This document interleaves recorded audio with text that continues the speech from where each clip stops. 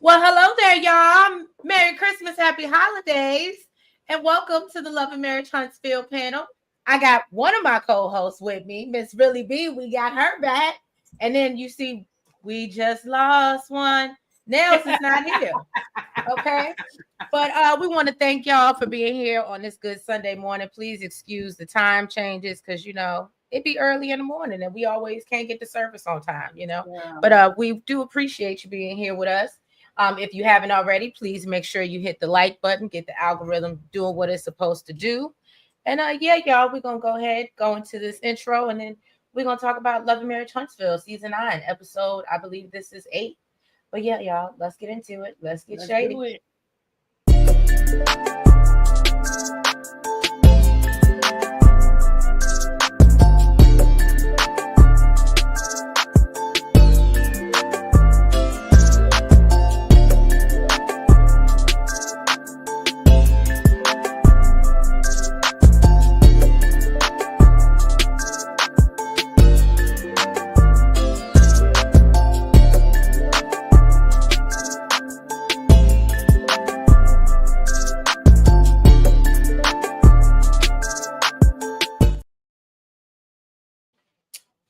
All right, y'all. So we're gonna start off this episode. I'm sorry, y'all. I got stuff going on in the background, so I had to turn my camera off real quick. But as you can see, me and Really B are in a holiday spirit, y'all.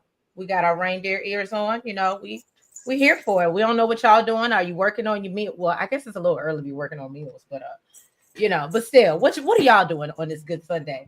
Hey Ravine, hey Cheryl. So yeah, y'all. Basically, Marquez jumps into Ken's speech and he lets everyone know that he's the pappy, as Nell said. And Ken doesn't like Marquez coming into his home and acting as, it's his or whatever. And so he said basically if nothing changes, I'm gonna just say okay. Because clearly having these conversations with you ain't going nowhere. So then this was funny to me. Marquez decides that he's gonna go over to the group, the Love and Marriage Huntsville group at the party and say, hey, I know I'm a little emotional. I don't know what to do with myself right now. And all of them are just looking at him like, why are we your therapist? Right. What is wrong with this dude? And I don't know. I was like, Marquez. So yeah, for the most part, Mel confronts Maurice at this time and basically tells him, hey, I know about your DUI situation. I was very disappointed. I feel like out of everybody in the group, you seemed like you had the most sense. So to see you and then your reaction to it or response to it the next day when you out partying made me feel away. And she expressed, I lost my grandmother to a drunk driver or whatever the case may be. But yeah, no, Maurice was just like, well, what did you hear? Where are you getting your news from? Basically. Right. So let me go back to the first one. So the Marquez situation.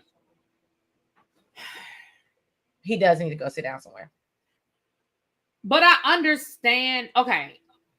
I understand part of where he's coming from because it did seem like Ken went out of his way to try to emasculate him as it relates to the relationship. My thing is, don't invite me to embarrass me. Don't invite me to highlight what you're doing and what I'm not doing. I'd rather you just not have me there. And then you can say whatever you want to say. But if you're going to invite him there, at least say, hey, and you don't have to lie either. You see what I'm saying? Like, you didn't have to give a speech and throw that in there. You could just be like, our family, we really appreciate you guys are here to help us celebrate. We're thankful that everybody was able to come together, and we look forward, to continuing this celebration. Yada, yada, yada. Like, that is it. But it was like he was going out of his way to jab at Marquez. And I did feel like that was out of line. Now, as far as him sitting down and talking to the crew, you don't know them people.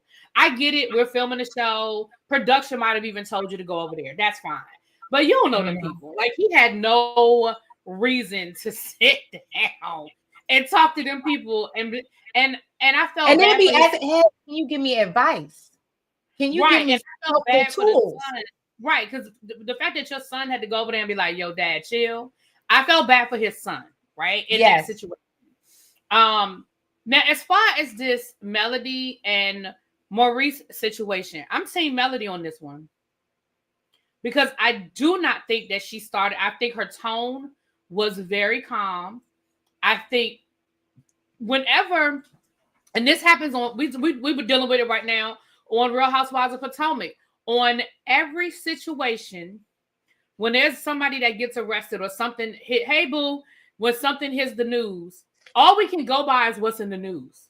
So you got arrested for DUI, Maurice, for you to get defensive and be like, well, do you know what happened? You're right, because nobody was there. You weren't there. And Mel was like, whoa, I know what was said in the paper, and that's all I know. What I do know is that you were arrested for a DUI. Now, could Melody have said, hey, Maurice, what happened, bro?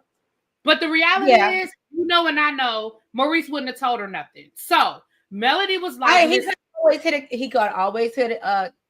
KH. That's all I'm gonna say. He could have said, right. I'm gonna wait till they go to trial. We know he wouldn't have said nothing. We know he wouldn't have said nothing. He would have done the same thing everybody else who has a court case says. Listen, right now I can't really speak on it. So what Melody was, look, I know it's gonna get back to you that I've been asking around. But now that you're in front of me, I'm going to tell you the same thing that I said about you. That's what Melody said. She never used the word aggressive, or she never said any of that stuff that Maurice said. No, that's what you heard because you were on go. Because the minute she was talking to you about the DUI, you were already on go. So I do not think that Mel was wrong. I appreciate the fact that Mel said, look, I've been talking about you, so I'm about to tell you what I said about you. And I didn't appreciate it. And the way you handled it the next day wasn't a good look. None of what Mel said was wrong. And it wasn't a good look. I said it when it happened. When he was on live holding up bottles and they were laughing and making a joke about it. I didn't find that to be, I thought that was in poor taste when it happened. Right. You know what I'm saying? Now, granted, yes, now we know that the charges were dropped. So whatever happened, maybe it was bogus. Maybe it was some BS. But what you can't do is get mad at people for going by what's being reported when y'all won't talk about it. Well, but go ahead. No, I was just going to say, I didn't want to, hey, Xavier, hey, boo, hey, love is dope, Merry Christmas. I'm sorry, I saw them come in and I didn't want to cut you off. But no, I absolutely agree with you, 10 toes down. I don't think she said anything. And you know how I feel, us, you know, outside of YouTube, Really B will tell you, I don't respect nothing like that. If you have something to say to me, say it to me. You know what I'm saying? Especially if you're going to talk about me, right? At least say it to me so I don't hear about it from somebody else first. Because then I won't rock with you at all. Right. And I feel like that's what Melody waited until it was just the two of them. She didn't do it in front. Like, I feel like Melody handled that as respectful as you can handle a reality TV show situation. She waited until nobody else was at the table. She didn't create a moment out of it. She said, hey, Maurice, you know, you've always been the most level-headed of everybody. Da-da-da-da-da, yada, yada, yada. So, yeah, I personally, I'm team Mel on this one. And I don't feel like Mel did anything wrong, to be honest with you. I don't either. Ravine said he be gaslighting. I can definitely see that. Love is dope said she should have went to Maurice first. I can agree with that. But I appreciate the fact that she said, hey, I done already asked 2 or 3 other people, but now that you're in front of me, I'm going to ask you. But I agree. I understand what you're saying. That she should. That's true. Yeah, we can understand both perspectives. Absolutely. Mm-hmm. So what are we getting into next? Who was the next scene? Hold on for a second. Let me put a pin in this for a second? Yeah, go ahead. Love is dope. I saw what you said, girl. About I noticed that shade too. Listen, I saw what you said, girl. Okay, and love is dope. I can't even say nothing because you already know I'm a Giants fan. I'm getting ready to exit stage left. Listen, y'all might listen. Love is dope. Let me tell y'all something. I'm as a football fan, as a Commanders fan, you know I'm repping for my team, and it's on any given Sunday, anything can happen. But as a football fan, the Eagles look damn good, and y'all Super Bowl caliber right now. Anybody ask you? That's my niece, who's from Philly, by the way. So But as a football fan, y'all look damn good, and I will be proud to cheer you all on going to the big game. But moving right along. Okay, go ahead, back to the show. Oh, you are so funny. And so one thing I didn't like is when he said Maurice basically said Mel is mad because she's still looking for love and she still needs healing. And I was like, I hate that people do that. I hate when people say that was unnecessary and it was rude. And then what did you feel about Destiny feeling like Kimmy should have gotten between that situation? I feel like for two reasons. Reason number one, I definitely feel like Maurice was handling his own. I do not feel like I feel like they were both handling their own. I don't feel like Kimmy needed to interject. And reason number two, child, you know they filming the scene. Destiny, child, go on somewhere. You know what they doing. Like, Come on, stop. You know what's happening. But from a white perspective, if Melody had started raising her voice or if Melody had got out of pocket, yeah. But I don't feel like that's what was happening. I feel like, and even when Maurice toned, Mel was like, whoa, whoa, whoa, bring that tone down because that's not how I was talking to you. Like, I don't find, and y'all know I try to be very fair. When I think Mel's wrong, I'm going to say I think Mel's wrong. When I think she's right, I'm going to say this one, I think Mel played this conversation about as well as you could have played this conversation. Right. I do not think she got disrespectful. I do not think she got loud. Even when I think Maurice took a low blow, because that was a low blow. Talking about she looking for love and all, that was a low blow. Right. I feel like that was a low blow. Yeah, Destiny is gone because now that Sonny and Moses have left, she has no storyline. Nobody cares. Nobody cares about Destiny. Nobody likes Destiny. Like nobody. What do you mean? What do you mean? She has her storyline with Lance. Child, Lance went back to his baby mama. Oh Lord. But yes, Bravine, I can agree. There's nothing left. There's nothing left. So now we're gonna get into this situation. I'm gonna set it up for y'all with Ken. He pulls Marquez to the side. He wants to have a heart-to-heart. He's like, look, you know, I don't have no beef with you. I want to be able to get along with you and it not be awkward and you running around the room talking to everybody about us. And it's like, can we get, but the only thing that's keeping us from getting there is you. Okay. Mm-hmm. And so I can understand Marquez. He's like, oh, of course you're good. You got the house, you got the car, you got my dogs. Look, that is a song. He said, you took it all. Okay. He took it all. He took it all. He did. And so, yeah, basically they realized, but what I didn't like, the fact that this needed to be in the backyard with everybody still at the event and y'all in the middle, like it was just very, and I'm sure there's cameras and lighting, so it's very obvious that you're having a heated conversation. I just felt like they could have went to the front yard. I don't know. You understand what I'm saying? Where the kids wasn't at. That's just my opinion. Mm-hmm. But anyway, and basically he lets Marquez know, like, look, I took over where you were lacking. You weren't doing what you were supposed to do. I stepped in and you mad or not. And clearly Marquez is mad and he's hurt. And he apparently is supposed to be hurt. He butthurt. He's very butthurt. Because my whole thing is I don't think he wants Trish either. But you don't think who wants Trish?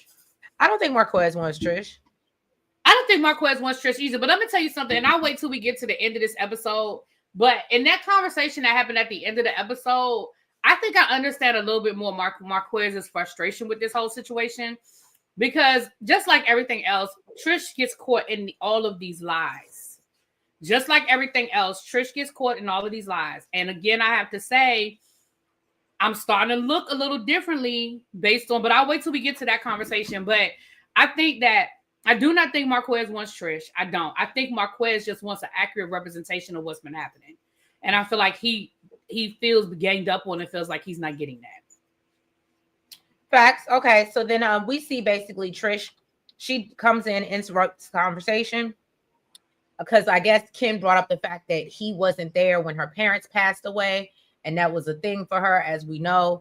And he's like, no, I was there. And so this makes Trish upset. And so she get all in her feelings. And then she goes over. And once she leaves that situation, after they finish popping off again, This is still in the middle of her son's graduation party. So I forgot who said it early. It might have been Ravine, but the three of them made themselves look like asses. Okay. So anyway, she go back to the table. She's talking to Kimmy and, Mel and all them. And Mel lets her know the fact that you're so triggered definitely seems like you still in love with him a little bit. Okay. And, you can see Trish talking to her teeth. No, she didn't say that to me. How dare she do that? And so then that's when, and I missed the most important part.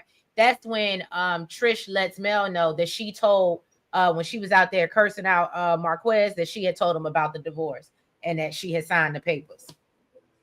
But then, does it really matter if he don't sign? First of all, that's a lie, because that's not. She said, I got those papers notarized last week. That's not how this happened. That's not how that works.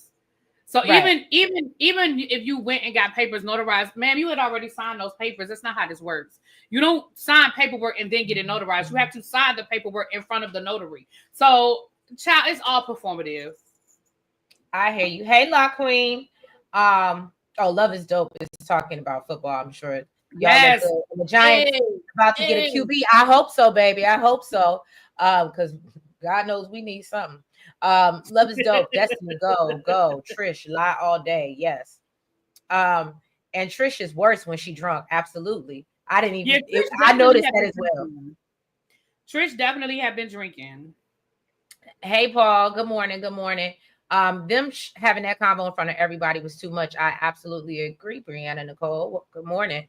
Half Pin 21 said Mel was doing the most with that comment because Martell triggered her for a long time. I absolutely agree with you, Half Pin. But I think that's now, granted, was she doing the most and was she being messy? Absolutely, because it's a show and whatever.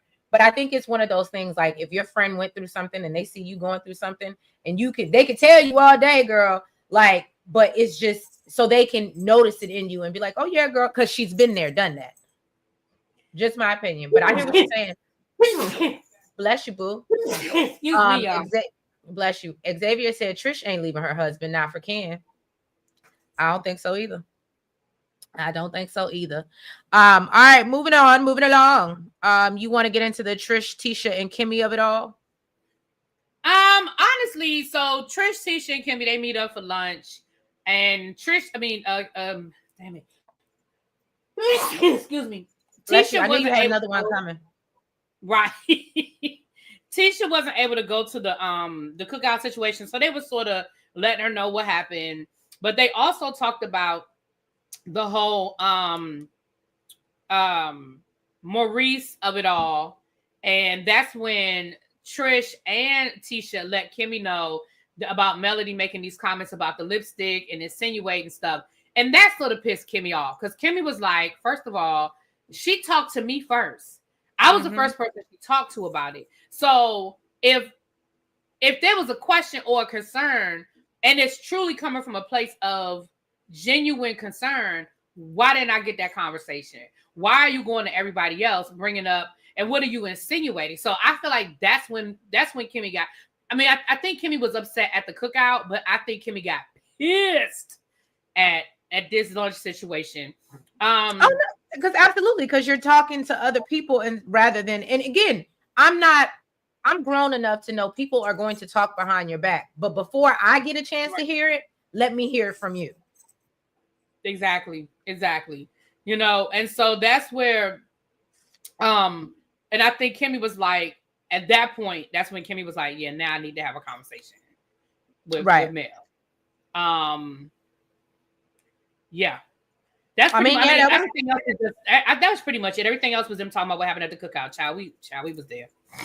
Oh, well, what did you think about Kimmy saying that she feels like Mel's flight in life is to basically prove everybody's cheating? So let me say this. I think, and this is something me and you talked about off camera. I think that Mel, do I think that Mel knows about some things that have happened in the past with the other men on the show? Absolutely. Yeah. Do I think that Mel is waiting for it to come out? Absolutely. Do I think that Mel thought it would take this long for it to come out? I do not.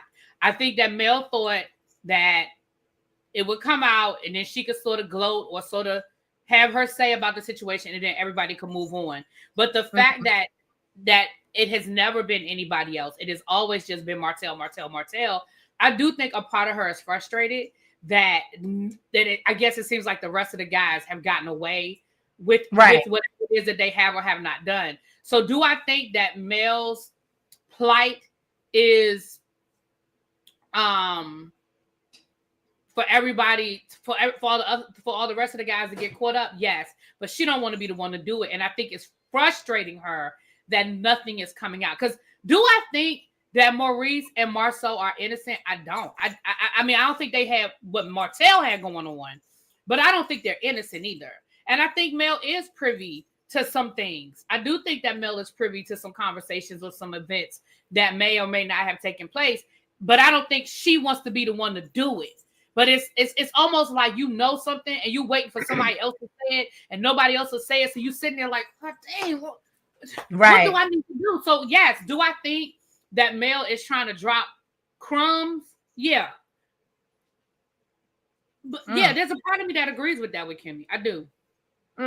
Okay. Love is Dope said the lipstick was a low blow.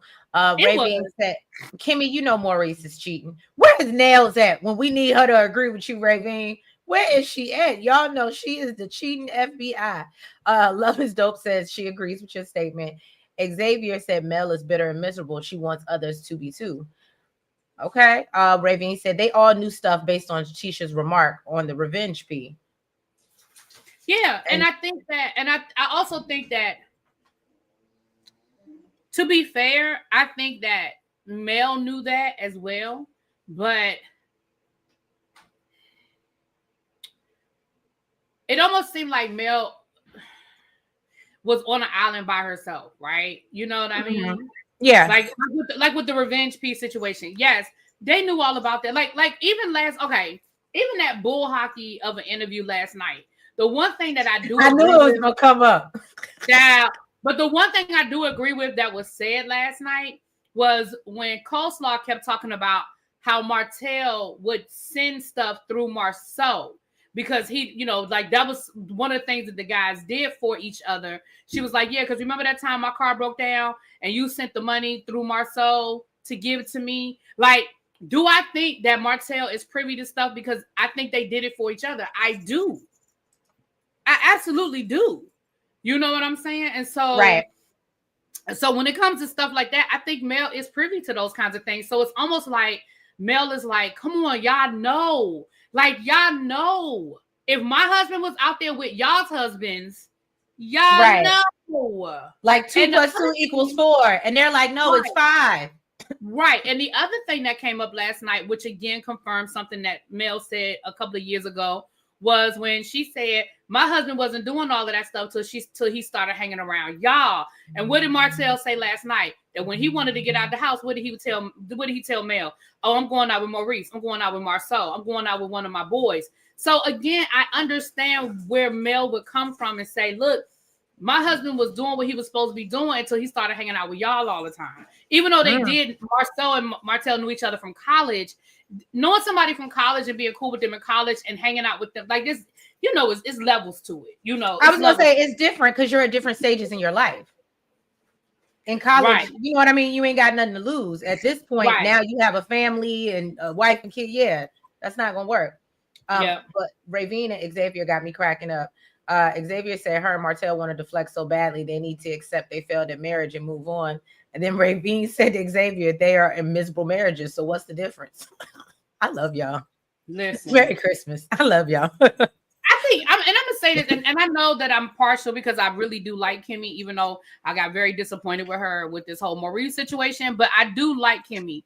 But I'm going to say this. I do not think that Kimmy is in any sort of denial about what and who her husband is. I just don't believe that. I believe she knows. Yeah, I believe she very much knows. But I also think that Kimmy might be one of those people that's like, listen, anything that happened before this particular time, I don't care nothing about.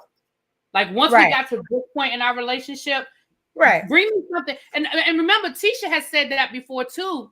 one time somebody brought up something, and Tisha even said, Tisha was like, well, did this happen like when we first got married? She said, if it happened like within the first year or two when we got married, I'm not worried about that. Which leads me to think that there were some things that happened early on that Tisha is aware of. But if it happened after a certain point, she ain't worried about it. But that's just my opinion. No, I hear you. Mahogany said, I think Mel has to realize she put her cheating out and everyone doesn't want to expose their cheating. That's a very good point. I agree with you as well, because you're right. Mel was the one that let everybody know what Martell was doing. And the rest of them was like, I ain't signed up for that shit. Like, I didn't sign up to expose my marriage. Right. That's true. So that's valid. That's valid on Mahogany. Xavier said, but Melody said Martell was cheating before the wedding. She did. Well, did she say he was cheating or she? Because I don't know if she, well, maybe she was young and didn't care or just wanted to be married. I don't know. Ravine said, I used to love Kimmy. I don't like her now. She just became Maurice's bedmaid in all her misery. Ooh. But I feel like, I'm gonna be honest, I feel like a lot of people do that in relationships. Before they got married, it's kind of like it's a clean slate. We went through some shit. Right. You cheated, I cheated, I forgave you. So I'm not gonna, one thing, and Winter said this. You guys know Winter from Love and Marriage DC. Winter said the same thing. She said, I'm not going to put Mel down. She said there was infidelity in my marriage, and my husband cheated on me. She said my husband had a baby. I think on Winter, her husband had a baby on her. Yeah. She said, but we decided to get back together. We decided to work through our marriage. And she said, and I got pregnant again. She said, so I'm not going to go along that line of why would Mel get pregnant knowing Martell was a cheater. She said they got back together, which means that they chose to move forward. She forgave him, and they were making a decision to move forward in their marriage. She said, I'm not going to judge Mel for wanting her marriage to work. She said, I did the same thing. And so that's kind of how I feel about it as well. Like, okay, you cheated. I forgave you. We're going to move forward, right? A lot of people, men and women, have gone through that. You know what I mean? So... Love is Dope said, I think she's upset that Martell allowed Ariane to disrespect her. Yes. Yes. Marcel had his alleged chick in check. I don't think Marcel's cheating now. That chick is from the movie theater era, if this is true. Right. Exactly. And I agree. If it's true. Right. Number one, if it's true. But number two, I agree. I do not believe that. I think that, like I said, do I think there's some skeletons in Marcel's closet? Yeah. But I don't think it's where on that level. Right. I appreciate you have him. Married people do things within their marriage that work for them. It doesn't matter what someone else would do in their situation. Absolutely agree. Mm-hmm. Jada. I feel like Mel went through it and Tisha and Kimmy didn't give her grace nor support. So now that the tables have turned, Mel is not going to go above and beyond to shed light. Okay. Hey, Tracy. All right. So then we get into the scene with Chris and Nell, right? They're on this fencing date. Basically, Nell talks about, or Chris talks about how he talked to Lance. She doesn't want to do the 30th anniversary. First, she says because it's about money. Because little Chris, I guess maybe that was her opportunity. Because I feel like I remember hearing online people keep bringing up, you want to talk, you're not talking about what's going on in your wheelhouse, but you always want to talk about what's going on with Mel and Martell. But yeah, so Chris has been locked up 3 times. I don't know. I felt like maybe it might have been recent, allegedly. Maybe I'm wrong, but I felt like it might have been recent when they were talking about it. And so Chris is like, oh, well, you're not alone in this. And then she, comes back with, well, my mother passed and I'm still, grieving her. And, but apparently the mother passed around the 25th anniversary. So not saying, I know grief never ends. That's not what I'm saying. But apparently she's still, I guess, struggling and very sad 5 years later. Mm-hmm. So she's not wanting to have this party. And that was pretty much the scene. I just think they were struggling for a scene with Nell and Chris. I love the fact that they were doing something that we don't see a lot of Black folk do. Fencing. I love fencing. I'm one of the people I love by watching on the Olympics. I love fencing. I thought that was cute. And Nell says she has a background in it, which again lets you know, that gives you a little glimpse into Mel's background. That she had, she's been into fencing or whatever. But honestly, I don't care. And I hate to say it like that. I don't, because I guess this was supposed to be Nell's storyline about the money situation. Because I just feel like we're right back to money again. I don't know. It's I've never been married. Really big. Because listen, let me preface by saying I've never been married. I just haven't. So I don't understand about, I know different married couples do it differently with their finances. I get that. But something like a vow renewal, I feel like would be a community situation. That would be my money, your money. That would be our money. So for her to be like, well, I had to get Chris out of jail, so that cut into our budget. Well, my budget. I'm with her husband and say, look, if this is what she wants, we're gonna make it happen, and she deserves it. I just feel like they were struggling for a storyline for Mel and Chris outside of Melody and Martell. And I just think this is the best we could come up with. And it fell short. It just fell flat because it doesn't make sense to me. And like I said, unless you just straight up lying about to the extent of the money you're putting out, it doesn't make sense to me. This whole money thing, it just... You know what? It gives me the vibe, and don't get me wrong, because I know she has her daycares going on and stuff like that. So I know she makes her own bread, but it gave me the vibe. To your point, it sounds like he takes care of bills, like house stuff, and then maybe she takes care of like vacations, or you know what I mean, and stuff like that. Maybe so that's how their son getting locked up is coming out of her pocket, not, you get what I'm saying, and maybe that's why she views it like that. Yeah, I mean, and maybe that is how they have it broken up. Maybe that's how the money's broken up. But again, I just think ultimately it came down to and I say we as a viewership, this storyline just didn't catch on, and I say me don't care. And I don't mean that in a mean way. I don't mean that in a mean way. I don't care. Oh, Jada said, right, they're trying hard with Nell and Fletcher, but we haven't reached what makes them entertaining, because it ain't the begging kids, child. It may be when Destiny and Lance progress, Nell may turn. Well, according to Really B, that's over. Yeah, I thought there was no progression. Right. Ravine said, I'm starting to think Chris is telling Nell, that's your son. He is in jail. You bail him out. Basically. Well, I can't be mad at him about that. I mean, especially if she said she done bailed him out 3 times in the last year. That's all. That's just what we know about. That boy didn't just start getting in trouble. Xavier said they might be rich poor. They may very well be rich poor, and there is a difference. Yeah. Love is Dope said, I feel for Nell. That grief never ends. I think she doesn't want a vow renewal because of her mama's death too. Okay.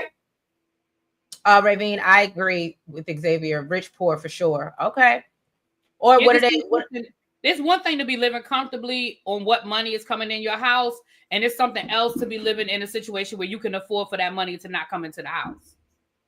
Or maybe like, I love when people tell me who own homes, and they say it's nothing like being house broke.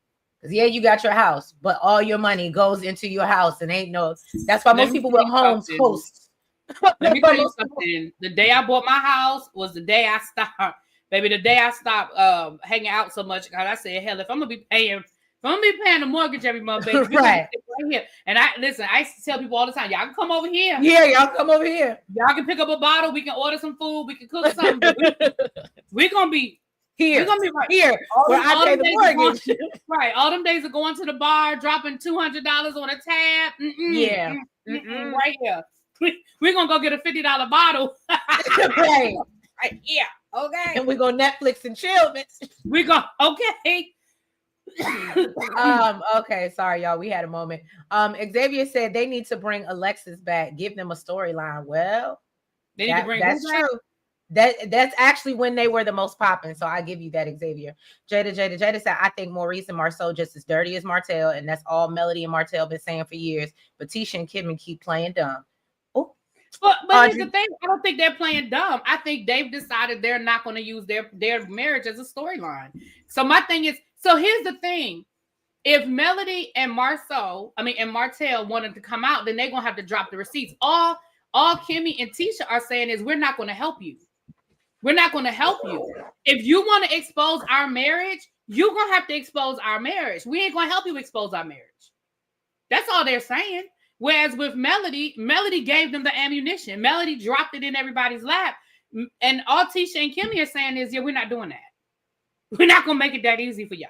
Right. That's all I'm saying. Love is Dope said, I wish she would stop telling her kids' business. They talking about Nell.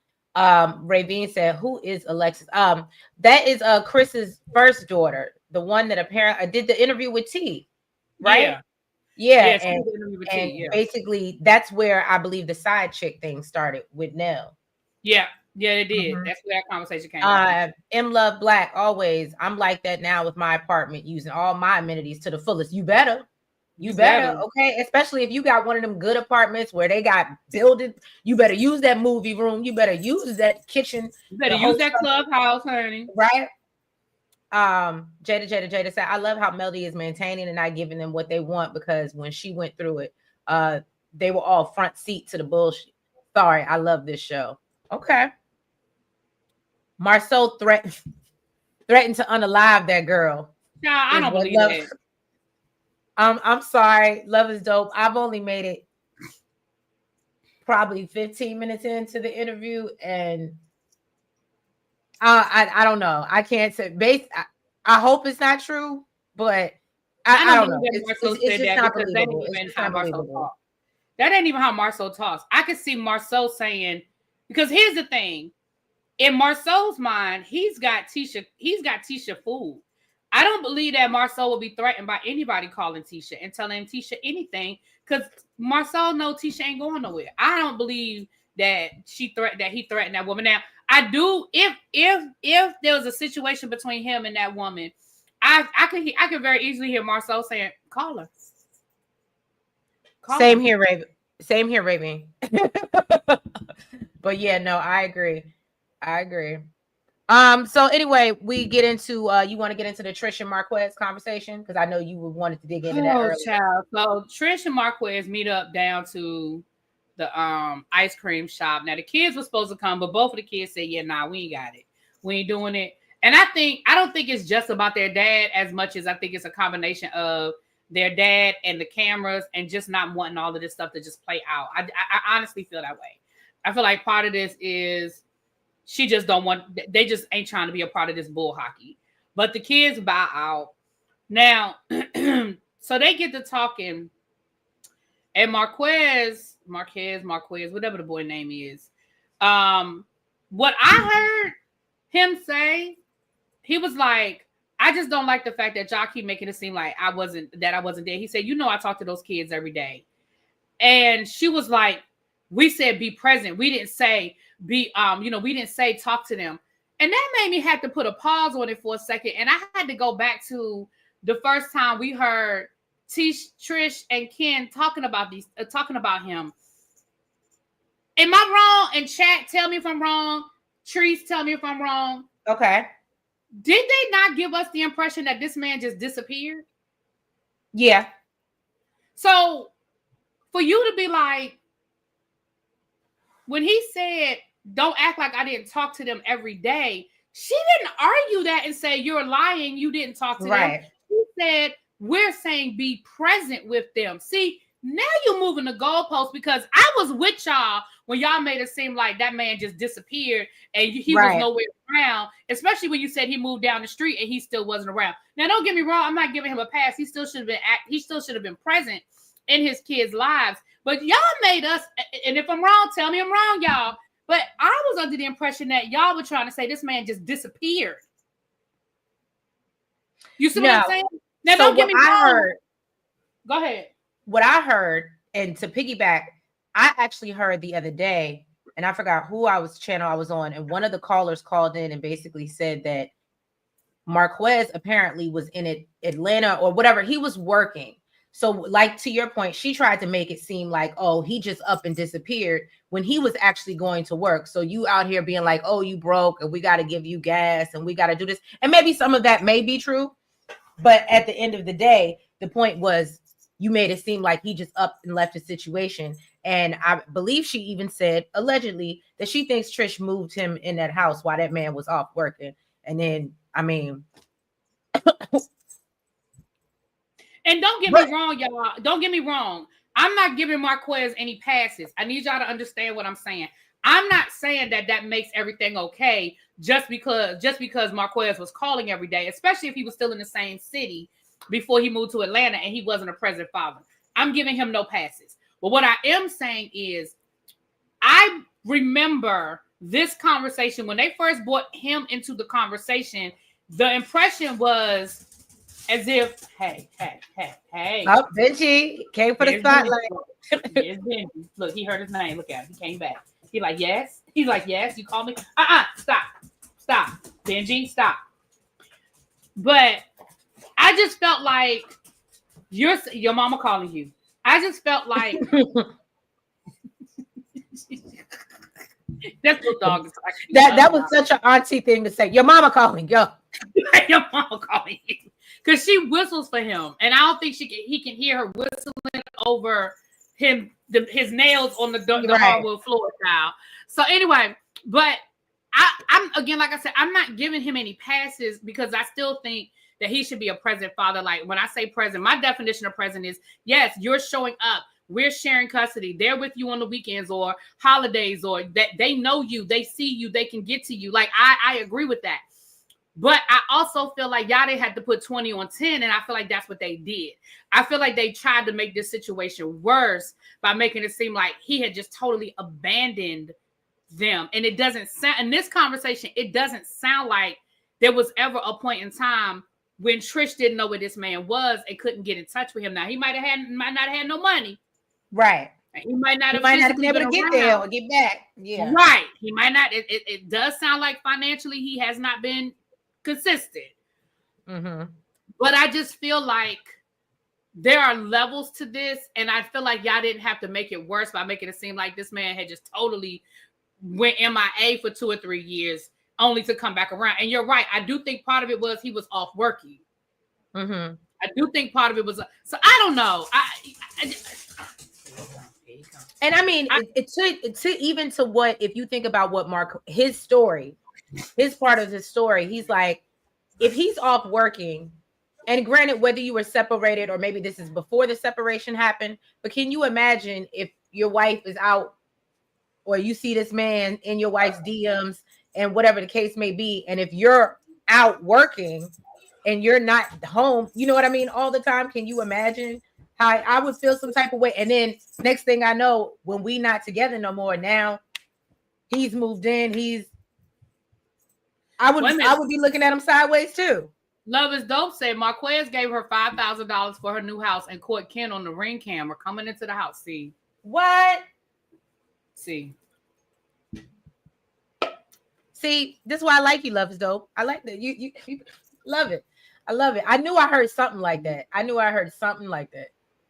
TTN said, if I never see these two on my screen again, that whole scene was cringy. Okay. Let me tell you something. This season, well, first of all, I just think they need to throw the whole damn show away. But let's just assume for a minute. But this season's casting was horrible. The 2 couples they added this season were a dud. They brought nothing to the show. First of all, Carlos should have never brought Sonny and Moses on the show. His only reason for bringing them on the show was to be messy with Destiny. It did give Destiny a paycheck, so shout out, for that. He said shout out for that. And this whole Moses, Trish and Ken thing, their only reason for being on the show was to create the drama with the Martell situation. And that was a dub because they couldn't get their lies straight to make that an interesting storyline. So these were duds. Both of these couples were just and if we're being honest and we calling a thing, I feel like everybody they've tried to bring on the show has been a dud. And here's why, in my opinion, they've all been duds. Because you're bringing them onto the show for the wrong reason. Tiffany and Lewis were really the only 2 that came on the show without having any sort of messy. Well, no, Stormy too. But I don't think Stormy was a dud. I think, and I know some of y'all about to disagree with me, I think the fans made Stormy a dud. But I think Stormy was a good addition to the show. So I think when she came up, I think that she came and she did what needed to be done. And then I think, as we all know, this show can become very toxic. Yeah. Well, the minute she stopped drinking the Melody Kool-Aid, then all of a sudden, see, she was cool as long as her and Mel were friends, and she was cool in defending Mel. The minute her and Mel were no longer, the minute she said anything that was against Mel in any way, shape, or form, then the fan base turned on her, and everything she did was wrong. And I really like Stormy. Stormy is a boss. Again, if we get back to what this show is about, Stormy is a boss. Stormy is doing really great things. Her and her husband are building an empire. and Tiffany and Lewis too, but Tiffany was her own worst enemy, in my opinion. Tiffany was her own worst. Tiffany was her own worst enemy. But so I take that back. I'm not gonna say everybody was a dud. I'm gonna say I'll just go back to what I said. This season, I'll just go back to this season. So does nobody look? Let me hide myself before y'all start throwing rocks. So nobody was feeling Sunny? Am I the only one that was feeling Sunny? Not at all. I wasn't feeling her at all. Audrey Moore said, also Marquez said that Trish would give incorrect information about the daughter's recitals, etc., yet blame for not showing up. And I kind of believe him. I agree. Love is Dope agrees with you. They're all duds. Jada said, and why didn't Sunny get banged? Sheesh. I know my forehead big, but I'm over her head. Oh, see, why y'all do Sunny like that? My niece said the same thing a few minutes ago. She said she was like, she had the biggest forehead. So somebody said, M Love Black said Stormy was looking for reality TV fame. All of them are. All of them are. That's why I think Stormy is one of the few people that Stormy and Melody, in my opinion, are the two people that came on this show and used the show for what it's there for, and they're now millionaires as a result. And I can't be mad about none of that. I can't be mad about none of that. I think Stormy and Melody have both taken their businesses and elevated them and put them in a position that if and when this show goes away, they'll still be okay. And that's the biggest thing about reality show. It's easy to make money when you're coming on TV every week and people see you, but creating a product that people are going to continue to want to invest in after you're no longer on television every week, that is the test. Agreed. I'm just going to, I knew the Sunny comments was going to come. I was just waiting for I was just waiting for them. At least Mel a millionaire. I don't know if she's a millionaire on paper, but she definitely has the potential with her Seventh Avenue products. I don't know what her net value is, but she definitely has the potential. And I do think that if and when this show goes away, I think that she has established enough of a clientele and repeat buyers that she'll be able to maintain for a few years. Will she be able to live off the rest of her life off of 7th Avenue? Probably, maybe not. But most people don't. You move on to the next business endeavor. Ravine, I absolutely agree with you, but I think the problem is I think Mel can't get past, if your mama don't like me, how can we ever have, if your mama's been out in the streets talking about me, even though it's not Stormy's fault, she can't, we've seen Miss Betty. You can't control Miss Betty. You can't control that mouth. But the fact that she's active and on social media running her mouth, Mel don't see it for that. So I wish they could get past it. And I think that's why at one point they could be cordial. But I don't think Mel could. She already knew she was defeated because that's your mama at the end of the day. And you're going to ride with your mama, wrong, right, or indifferent. So there is no way we can really move forward. I know where you stand. You know where I stand. I think that's what that was about. But it is sad that they couldn't, basically kind of form an alliance and, be the bad bitches of the show. Jada said they mad at my girl Mello. She's shining, and rightfully so.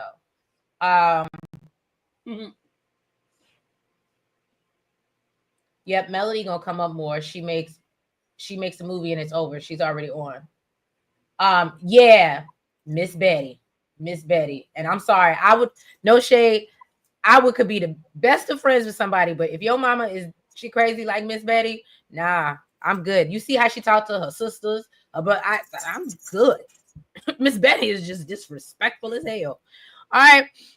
Now we go into the of it all. The last scene with Kimmy and Mel. Kimmy wants to address her issues with her and basically let her know that, look, I had a conversation with Trish and Tisha, and I just think it's real funny that after we had our conversation, they said some things to me that you had disclosed to them or asked them about. And I don't understand why you didn't say those same things to me, to my face. And Mel is like, well, since you already heard about it, I don't feel the need that I don't feel, that I need to address it with you. And I was like, Mel. And this is okay. So before anybody drop down and come at me, I defended Mel earlier. But this is the Mel that irritates me. that condescending, that, well, I mean, since you already know what I said, and then she's got that little condescending ass smile, smirk. Girl, if the woman has been, if Kimmy is being woman enough to come to you and give you her concerns face to face, I feel like respectfully, you could give her that conversation. Right. No, I agree. I think it was wrong. I think that I when I was watching it, I was more upset at Mel because I said if the tables were turned, Mel, everybody would be in the chat. Oh, they look how they do, Mel. They do her so wrong. Da, da, da. And then I don't know. But like I told you, I said, and I think I said this offline before we got up here, but I told Really B, I said, I feel like at a certain point, and y'all in the chat can correct me if I'm wrong, because I know y'all would know, right? But I feel like there was a point somewhere on this show where Mel said to somebody that she knew things, but she wouldn't necessarily, even if she knew, she would never disclose it or publicly disclose it, right? Which is, I think, what Really B was saying earlier. Like, she's just kind of waiting for it to come out. But I absolutely think she may know some things. And I think I do. The one thing I will say is Kimmy, the way she was questioning Mel was like, hey, girl, well, why do you really feel this way? Spill the tea. Do you know something? And Mel wouldn't give that to her. And you could tell that was frustrating her, because I could understand that if you're supposed to be my friend and you know something, or you really have some type of information that makes you think that my husband really might be cheating on me, yes, please tell me. But I understand where Mel was coming from. But if you knew your husband wasn't cheating on you, if you didn't think that that was a thing, you wouldn't be sitting here asking me that, right? You would just go in and be like, stop talking, keep my husband's name out your mouth, okay? Because that's how the conversation should have went.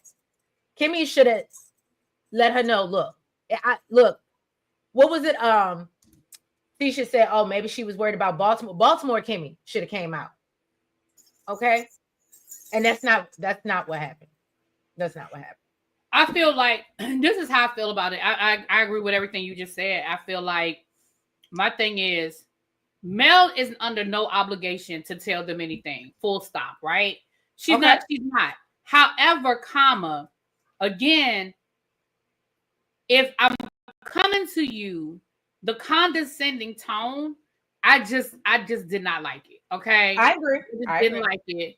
And I feel like if I'm and you're right, and some people might say, well, the way she was asking made it seem like, well, do you know something? Tell me. She may very well have been saying it that way. I mean, because listen, I think out of all of them, like I said before, I think Kimmy is very aware of Maurice's potential, of what Maurice can and can't do, will or won't do, has or has not done. And maybe, because remember, Kimmy did say she was out looking for him that night.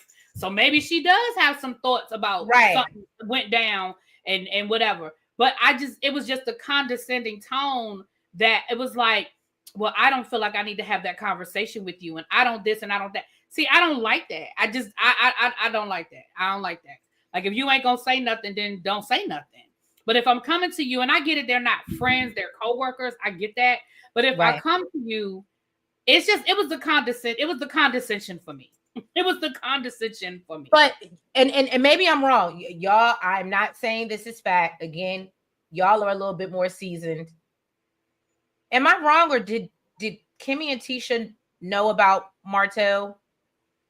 Everybody knew about Martell, including Melody. No, but what I'm saying is, it's one thing like, oh, you made, again, intuition. She was speaking from experience. But I think that if she felt like, oh, y'all knew and y'all didn't say nothing to me, that might be something, a chip that she's always held on her shoulder. Like, oh, well, now I know. You know what I'm saying? Let me be clear. And I know this, everybody don't want to hear what I'm getting ready to say, and everybody ain't going to agree with what I'm getting ready to say. Mel knew about coleslaw probably before they knew. Okay. Mel knew about coleslaw. Okay. Jada said, Kimmy plays she hard, but be letting Maurice play her, and it's gonna come out. I'm thinking, okay. DB said Mel thinks because she talks softly and smiles, she isn't being flippant, or passive aggressive. Okay. I agree. Yeah. Mel is nasty work. Love is dope. I love it. To Love Keela said Kimmy is better than me. I would have cussed Mel from here to next December. Okay. Lee said Mel was getting on my nerves this episode. Kimmy was asking a simple X question, and Mel was being an asshole for no reason. I agree. Jada said Melody playing them just how they played her, and she right. It ain't for Melody to figure it out for them. She's having fun watching. Okay, Jada, you gonna ride. They're fake friends. Okay. And I think you're talking about when I said she wouldn't expose. I think it might have been Tisha. Mel Lee said, well, ain't that what Kimmy and Tisha did to Mel? They knew about the cheat. Okay. But so did Mel. Mel knew about listen. I listen. Mel knew about the cheating before they came on the show. All of Huntsville knew about coleslaw before they came on the show. Let's be clear. Everybody knew before they came on the show about Martell having a mistress. It was not a secret. Now, when they found out prior to the show, in the order in which they found out prior to the show, that I do not know. But I know by the time that show came on, everybody on that show knew about coleslaw, including Mel. J Love said I would cuss Mel out. That was totally rude and dismissive. She definitely is Martell's type. Throw it up, but don't land. LTV, hey boo, Mel got the pink lips from the Meters YouTube page. Oh, okay. And Kimmy should have cussed Mel out. Absolutely. She didn't expect Kimmy to address her. I don't think she did either. To Love Keela said, why was Mel going around talking to everybody else about Kimmy, but when confronted straightforward, a cat got a tongue? Punk B game. Exactly. Absolutely. Look, if Nels was here, she would be tooting her horn. Okay, beat beat. Exactly. Because my thing is, if you can say it when I'm not there, then when I come to you, give me that respect. Like the same way Mel gave Maurice the respect to say, look, I've been going all around town asking everybody about this DUI. So now that you're sitting in front of me, I'm gonna ask you to your face, but I'm gonna let you know I was already talking about it. The same way, give me that same respect. I just said I question where Mel got their information about the Scott brothers. Martell, the guy who was always lying on Mel but tells truth on everyone else in Mel's mind. Oh, well, now that's true. That's a valid point now. Ooh. Right, that was a valid. Monique Austin said, I'm not gonna lie, as I was watching it last night, I think Kimmy and Tisha should do me a favor and not film with her anymore. Oh, okay. Well, they ain't gonna do that because all of them want to keep their job, child. Right, including Melody. Right. LTV said, I would have jumped across that table. Don't play with me. Jada said, she posed a good question. If he ain't cheat, then she would have said he ain't cheating. That wasn't no lipstick. She wouldn't be asking Mel otherwise. If she knew her man like she say she is. I said it. I said the same thing. Yeah, I think we all thought somehow, some way that they were. You know what? I think we got this narrative because remember on the reunion, and it was a whole big thing. Is Mel your real friend? And when she was going through the whole cancer process, and Maurice was like, well, I ain't really seen Mel, and that was a whole thing. And so she spent a whole season being real supportive of Kimmy and doing a lot of not saying that it wasn't genuine, but then she spent, I feel like, a whole season combating that narrative that she wasn't a good friend to Kimmy while she was going through cancer. Maybe I'm wrong. Y'all correct me if I'm wrong. Ravine said they all knew and they all saw the revenge pics. Trifling. That is true. To Love Keela said Mel knew, period. She knew about that girl before them. Okay. She knew about the affair before she came on television. Everybody in town knew about it. Okay, Monique. You heard him say it last night that they went everywhere together. Everyone knew that they weren't hiding it. The agreement was that they weren't going to bring it up on the show, and Mel was the one that brought it onto the show. We had this conversation 500 times. Tisha didn't know about Martell until Mel told her. Okay. Kimmy wasn't even friends with Mel when the affair started. Okay. Mel knew about okay, so y'all all agree that Mel knew. Oh, Xavier said Mel is feminine toxicity at its finest. Oh, wow, strong. Ravine said Mel used the show to set up to leave Martell. Okay, I think that's a very valid point. Getting some money for her pain. I'm not, but yet pay me for my pain. I agree. Halfpin said the issue was we agreed to address things head on, but instead you're going around having conversations. That's true, because they did have that sit down at the beginning of the season, and it was like, if you have an issue with me or something, come to me directly. So I absolutely agree. LTV said, since she's talking about women's intuition, she knew about coleslaw, period. Yeah, okay. Mel knows how to produce, and I love it. And she tried to talk to Kimmy about it first, and Kimmy didn't want to talk about it. Okay, Brenda, I can agree with that too. Ravine said, so what they knew? Mel got paid for her pain. I'm not mad at it. I wish I could get paid for my divorce in that matter. Okay. No, I don't care that they knew, but what I'm saying is people always want to make it seem like everybody did Mel so dirty and they didn't tell Mel. And that's the only point I'm making, is that Mel knew. Now, when Mel found out, that happened, all of that happened before the show. I just hate that people want to rewrite the timeline of the show. And that's all I'm saying, Ravine. Listen, let's be clear. If Mel wants to tell her story and talk about her husband cheating on her, that is her story to tell. And if she want to get paid for her pain, baby, get paid for your pain. My problem is, stop trying to punish everybody else because they don't want to talk about theirs. That's all I'm saying. If Kimmy don't want to talk about what Maurice got going on, and Tisha don't want to talk about what Marcel got going on, they have every right to not speak on it, just like you had every right to speak on it. Now, if you want to drop the tea and force them to talk about it, then drop the tea. But if you don't want to be the bad guy and you don't want to you don't want dirty hands in it, then it is what it is. I hear you. Brandon said, as we seen on the episode last night, Mel is annoying and petty, just like Ariana Martell. She kept antagonizing Trisha along with Marquez. Melody was gaslighting Trisha about Marquez. I can agree to some of that. I do think she was kind of stirring a pot a little bit between the both of them. But I mean, that's, again, she's a producer, so not admit that. I'm just saying, y'all know I like to play advocate, so I'm always try to look at the other side of it. But and I need y'all to understand something about the more and more that Trish and I become friends in real life, the more and more I'm here to tell y'all she do that. She do that in real life. Yeah, she does that in real life. Just do it on the show. Even if I really have a strong point, I literally will always look at the other side. That's just, she does that in real life, child. Just know. We'll be on the phone and she'll be like, girl, I agree with you, but I gotta play advocate. I do. But yeah, y'all. Hey, Dollface, if you talk about my husband behind my back, I'm gonna ask about it. Doesn't matter whether he cheating or not. I hear what you're saying. That was quick. Dang, girl.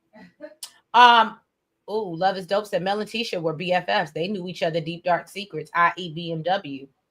Yeah, they did. They were friends. They were really good. They were friends in real life. That I agree with. They were friends in real life. All right, y'all. Well, it is almost time for Sunday Fun Day to start. We hope that all of y'all, we thank you for being here with us. We know, again, y'all preparing for the holidays. We hope that it's a safe and a happy one. And y'all, make sure, if you haven't already, that you go ahead and hit the like button. That you subscribe to both channels. See, yes, good job. You know your line, girl. Good job. And make sure that you are following us on the platforms, the Blue Sky, the TikTok, the Facebook, the IG. Yeah, y'all. We just want to say Merry Christmas, and we will catch y'all next week. We love y'all. Have a great week. Tonight on my channel, we'll be doing the Christmas party. So y'all make sure, if y'all not out spending time with your family, come and join us. And we'll be doing we'll be playing a couple of Kahoot games, and we'll be opening up some presents. So join us over there. Okay, yeah, y'all make sure. What time you say that was again? I think I said 5:30. Okay, that's kind of okay. I might pop in there before my cookie party gets started. I might be in and out. Okay, all right, y'all. Well, thank y'all. We will catch you next week. Bye-bye. Bye-bye.